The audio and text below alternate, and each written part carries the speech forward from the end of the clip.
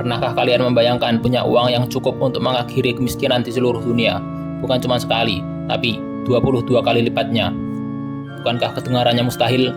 Akan tetapi faktanya, sejak tahun 2015, kekayaan yang dikumpulkan oleh 1% orang terkaya di dunia sudah mencapai angka fantastis itu, yaitu 33,9 triliun dolar.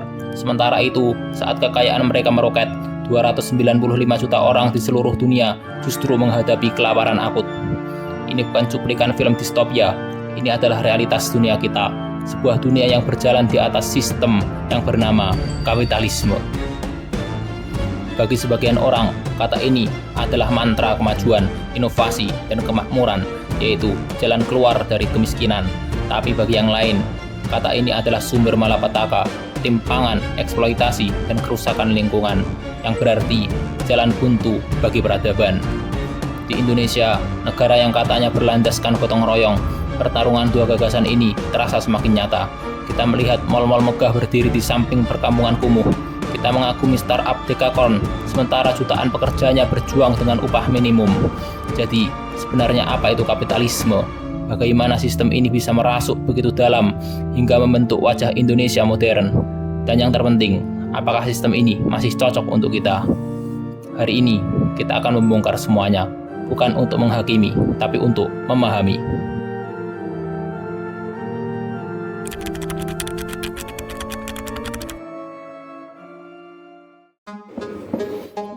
Secara sederhana, bayangkan kapitalisme seperti sebuah mesin raksasa.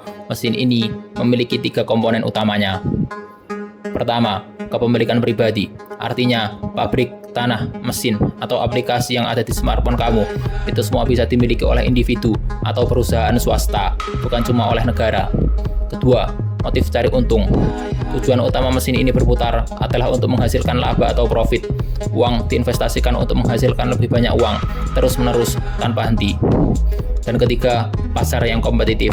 Harga barang, gaji karyawan, semuanya ditentukan oleh pertarungan penawaran dan permintaan di pasar bebas.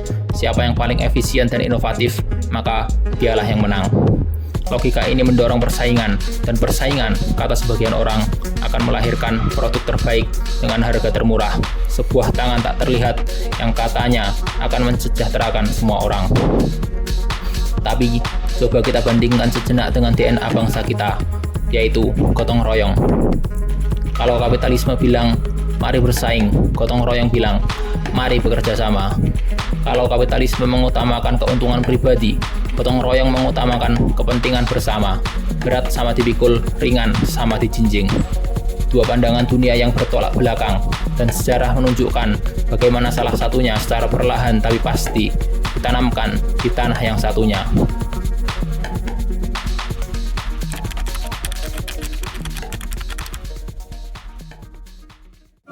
Jejak kapitalisme di Indonesia sangat berlumuran keringat dan darah. Dimulai lebih dari 400 tahun yang lalu dengan datangnya VOC. VOC ini bisa dibilang adalah prototipe perusahaan multinasional pertama di dunia. Tujuannya bukan membangun, tapi mengeruk, memonopoli rempah-rempah demi keuntungan para pemegang saham di Belanda. Kemudian, era menjadi lebih brutal di bawah sistem tanam paksa. Petani kita dipaksa menanam komoditas ekspor seperti kopi dan tebu di bawah tanah mereka sendiri. Hasilnya dirampas untuk pasar Eropa, dan ini adalah proses perampasan sumber daya skala besar yang menjadi fondasi bagi industri di negara penjajah. Setelah itu, masuklah era liberal, di mana perusahaan swasta Eropa diizinkan berinvestasi langsung. Mereka membangun perkebunan dan tambang raksasa. Eksploitasi tidak berhenti, ia hanya ganti baju. Dari eksploitasi oleh negara kolonial menjadi eksploitasi oleh korporasi swasta.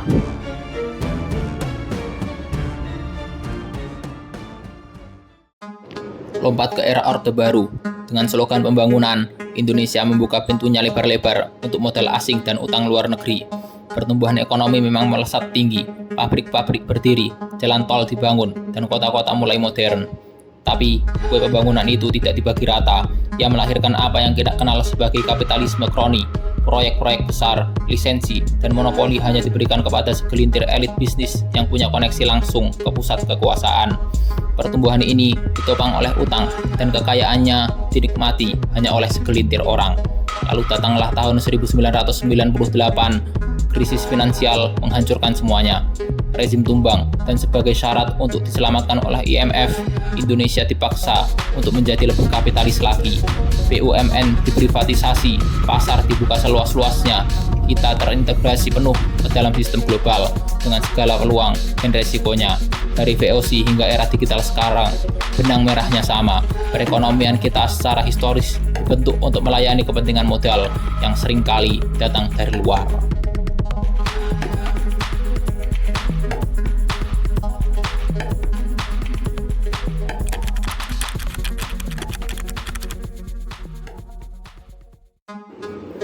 Sekarang, mari kita jujur, kapitalisme tidak selamanya buruk.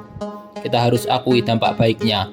Lihatlah di sekitar kita, smartphone yang kalian pakai untuk menonton video ini, ojek online yang memudahkan hidup kita, marketplace yang menyediakan jutaan produk. Semua itu adalah buah dari inovasi dan persaingan kapitalis. Investasi asing membawa modal, teknologi, dan jutaan lapangan kerja baru. Banyak orang berhasil keluar dari kemiskinan dan meningkatkan taraf hidupnya berkat dinamisme ekonomi ini.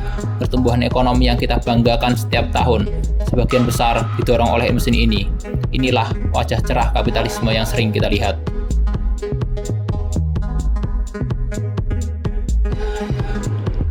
Akan tetapi, setiap medali pasti punya dua sisi.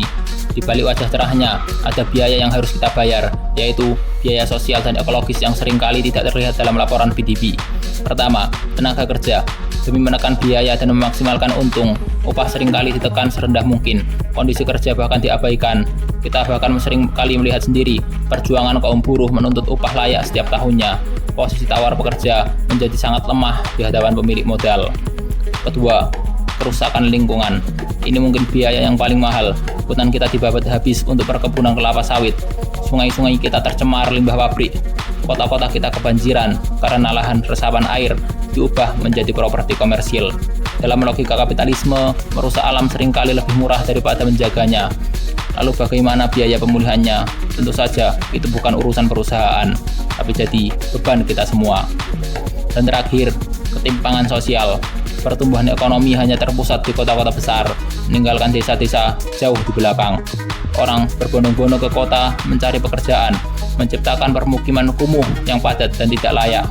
Yang kaya semakin kaya, dan justru yang miskin makin sulit untuk beranjak dari kemiskinannya. Mari kita lihat buktinya dalam angka. Bayangkan seluruh pendapatan di Indonesia sebagai sebuah kue yang besar. Menurut data BPS, kue ini dibaginya tidak adil. Kelompok 20% orang terkaya di Indonesia menikmati hampir setengah dari kue itu, atau lebih tepatnya 46,24%. Sementara itu, kelompok 40% orang termiskin harus berbagi remah-remahnya saja, hanya sekitar 18,41%. Bukankah jurangnya terlihat jelas? Inilah bukti nyata bahwa the invisible hand, tangan tak terlihat pasar, ternyata tidak membagi kue secara adil. Ia justru menyalurkan sebagian besar kue ke piring mereka yang sudah paling penuh.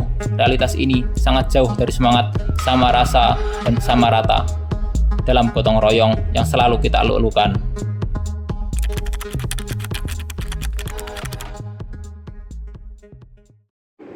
Jadi, kita sampai pada pertanyaan pamungkas. Setelah melihat sejarahnya, dampak baik dan buruknya, serta bukti ketimpangan yang nyata, apa yang harus kita lakukan? Kapitalisme telah memberi kita kemajuan dan modernitas, tapi ia juga menagih biaya berupa ketidakadilan sosial dan kerusakan ekologis yang sangat parah. Apakah kita harus menolaknya mentah-mentah? Atau kita harus beralih ke sistem ekonomi yang lain? Atau mungkinkah kita bisa menjinakkan kapitalisme, mengambil sisi baiknya dalam mendorong inovasi, tapi pada saat yang sama memasang tali kekang yang sangat kuat agar ia tidak menjadi liar dan destruktif? Mungkinkah semangat gotong royong yang sering kita anggap kuno justru memegang kunci jawabannya? Mungkinkah model ekonomi berbasis komunitas seperti koperasi atau BUMDes bisa menjadi penyeimbang dari dominasi korporasi raksasa? Tidak ada jawaban yang mudah untuk pertanyaan ini. Dan tujuan video ini bukanlah untuk memberikan kesimpulan yang kaku. Tujuannya adalah untuk memantik percakapan. Karena itu, sekarang giliran kalian. Menurut kalian, kapitalisme ini jalan keluar atau jalan buntu?